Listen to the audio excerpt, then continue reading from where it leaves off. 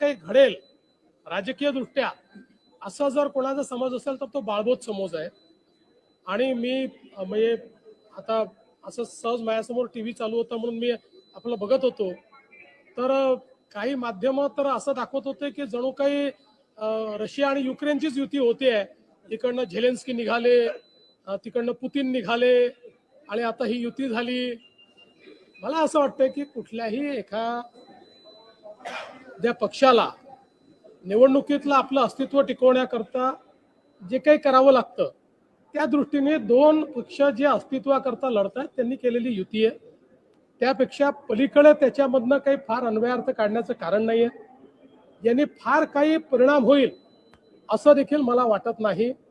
याचं कारण ज्या प्रकारे मुंबईकरांचा विश्वासघात या मंडळींनी सातत्याने केलाय, ज्या प्रकारे मराठी माणसाला मुंबईच्या बाहेर घालवण्याचं काम आणि पाप यांनी केलेलं आहे, ते मराठी माणूस यांच्या सोबत नाही।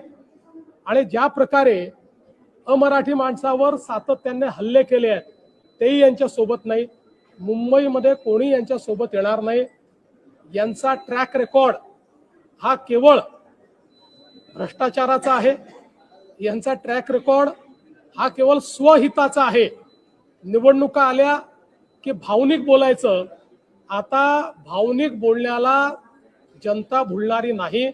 त्यामुळे निश्चितपणे या निवडणुकीमध्ये त्यांनी अजूनही 2-4 लोक सोबत घेतले तरीही मुंबईकर हे महायुतीचं काम बघून, महायुतीने केलेला विकास बघून, महायुतीने भविष्यातली जी मुंबई तयार करणं सुरू केलंय ते बघून आणि विशेषतः मराठी माणसाला मुंबईतच घरं देण्याचा जो कार्यक्रम महायुतीने सुरू केलेला आहे त्यामुळे निश्चितपणे महायुतीच्या पाठीशीच मुंबईकर उभे राहतात।